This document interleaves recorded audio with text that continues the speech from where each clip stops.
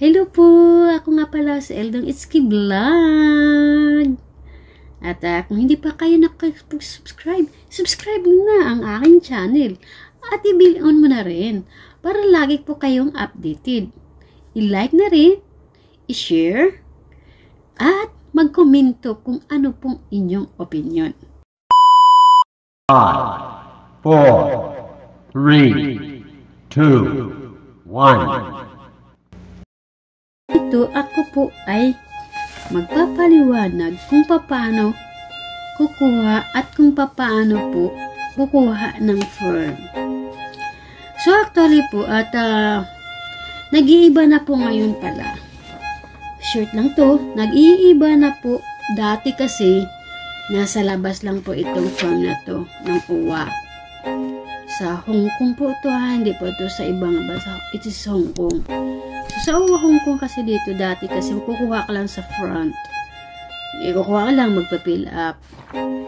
So after 2 years na kasi din, matagal-tagal, nag-iiba na din po pala ang kanilang pagpaprocess sa UWA na to. And then, pumunta po ako kahapon. Ang dapat mo ngayon reminder guys, sa Hong Kong, sa hindi pa nakakapagkuha ng UWA, UWA verification lang. Ito po ay UWA form.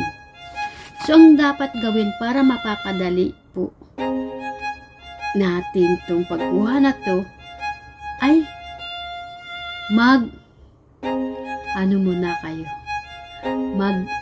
verification, contract verification sa UWA. Kasi guys, paalala lang, wag po tayong diretso-diretso lang po doon. Nawala yun. Dahil hindi po kayo mabibigyan ng ganito UWA form.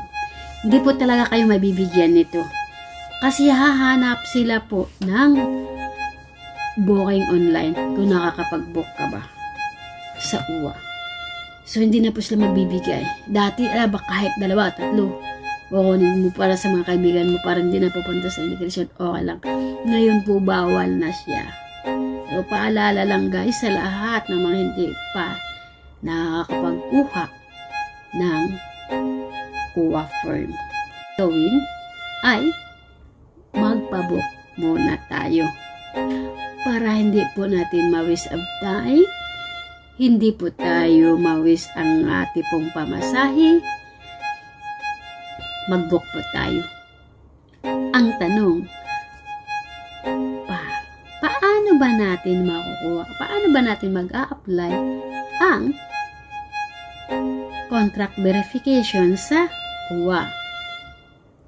Sasabihin natin yan. Gagawin dito ay saglit lang ati pong i-search sa Google. So, para mapadali, contract, i-type lang ang contract verification kung nakakaano kayo. Contract verification. Kitang-kita ba? Yan. Nakikita ba? Contract verification. Ayun po ang una titing pindutin. Ayan. Kung gusto nyo, ano ba talaga, may nakalaga dito na contract verification. Online booking for contract verification. Okay din. Diretso na lang tayo. Ganun lang din naman ang lalabas. Ganyan po ang mukhang lalabas. Ayan. So, click mo lang siya. Click. Ayan. Makikita mo dyan. Yan na po yung UWA, parang UWA online. Yan, basahin lang. And then, baba, scroll baba, baba. And then, sabihin mo, saan kami, may nakikita pong slot dyan. Yan. Yan po ba yung slot natin? May nababasa ka, November 2023, select date and time slot. Yan, nakababasa sa baba. Ayan. Ang nakalagay, select date and time slot. So, dun ka po, bago ang lahat, para malalaman natin, magtanong natin, magkano ba ang payment. Nandito lang po din yan. Sa baba, prefer for following fees. So, verification fee, 80. UWA membership, 169. So, kung maaari lang po, yan po. Ati po yan ipapakita mamaya sa ati pong i-clear natin yan. So, yan po ang ati pong mababayaran, 80 and 196. Kung maaari lang po, ay, yun ganyang pera ang nandyan sa wallet mo. Kasi, baka mamaya wala silang change. Kasi nga, malay mo wala silang change. Mas maganda kasi nakaseparate na yung verification fee, 80, at saka yung UWA membership, 196. Ay, well, separate mo na para tuloy-tuloy. Hindi tayo maalintala, diba?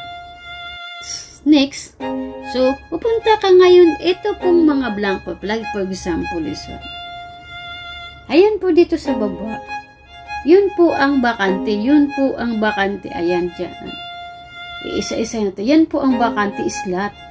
Yan po ang bakante. So, yan po ang gustong bakante. Yung mga Indian, hindi mo na nakikita, parang nagbablur. It means, fully book na po yan. So, ito na lang po yung natira. Sa month of, ayan po na lang matira. Sa month of November 2023. Hong Kong UWA. Sa Hong Kong po ito, ha? And then, pag click mo dyan, so halimbawa, piliin natin yung 19. Click mo lang ng 19. Lalabas po yung ganyan. Mag-scroll yan. Ayan. Pag-scroll dyan, there are no appointment time slot available for this day. Wala din po ang available. So, hanap tayo may available. Ang available daw, mababasa naman eh. Ang available daw is 20. Ayun, naka-read na siya. It means, yung read na yan, available po yan. And then, mamili lang ka lang po ng time. Select lang the time. Any time. Nasa sayo na po yun. Kung anong time ang gusto mo available sa'yo, i-click mo lang. Bawa, click. Dito tayo. Ini, kahit ano. Ako kasi, pinili ko na 2 to 4. 2 to 4 yung ano ko. And then, ayun na po, confirm mo lang yan siya. Nababasa mo na yan. November 20, alas 12. Halimbawa lang po ito, ha? Halimbawa lang po ito. Hindi po ito talaga kung ano pipilapan. Hindi ko kasi tapos na ako. Ipapaliwanag ko lang po dito kung paano nyo ito po gagawin. Ayan, kung paano lang ito ginagawa.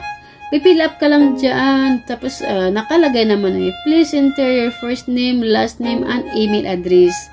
So, lagay mo yung pangalan mo dyan, apelyido, email address. Tapos, pangalan ng amo mo. Kung ngayon, okay, ano mo lang. Kung bago, di ganun pa. Basta, ganun yung employer's full name. Then, mobile number mo, just in case. Tapos, passport mo, number mo. Tapos, alam mo ba yung DH contract number? Ang DH contract number ay hindi po yan ang previous. Ngayon ha, previous. Makikita din niya. Pagkatapos yung requested form, ito na po ang lalabas dyan. Saglit lang po ha. Pagkatapos nun, the last part po, ganito na po siya ang mangyayari. So, your appointment is confirm. Pinakalas. So, na-confirm na po. Then, saka na natin, yung ano ko, yung booking kasi booking ko is Sunday. This coming Sunday na po siya. So, pupunta po ako this coming Sunday. At 2 to 4. So, yun po yung schedule ko, 2 to 4. Sunday 2 to 4. So, yun lang po ang pinakalas. Napakadali lang po. Napakadali lang. Then, syempre, pilapan mo na. Pinilapan ko na. Ayan, fill up na rin din tayo. Kailangan fill up din tayo sa uwak. Pinilapan ko na rin yun. So, guys, sa mga hindi pa nakakapag-try ng hopefully po, ito po ay makakatulong sa inyo pong pag-apply ng UWA contract verification of UWA form. So, ito po siya po ay ang proseso sa pagkuha ng booking online sa UWA. Dito po yan sa Hong Kong. So, kanya-kanya naman po yan. So, ito na lang po ang ating pong vlog ngayon at aabangan niyo po ngayon pong aking pong pagkuha sa Santi. Ipapakita din natin kung anong pangalawang step. So, dito lang muna guys ang aking pong kunti pong pagbibigay ng information regarding dito sa contract verification UWA. So, hopefully na ito po nakakatulong sa inyo. But, kung sabi ko lagi, kung nagdadoubt pa rin kayo, maaari pa rin kayo magsadya sa ating pong UWA of UAE office. Pwede pa rin para mas malinawagan po tayo dyan. Pero pag hindi naman, sa tingin mo na magta-try, wala pong ibig itatry lang, and you will see. Ganyan yung sinasabi ko sa inyo. Wala pong bago dyan. Ganyan na ganyan. Try lang. Ito po, Eldong HK Vlog. Thank you for watching. Sa susunod na naman. Bye!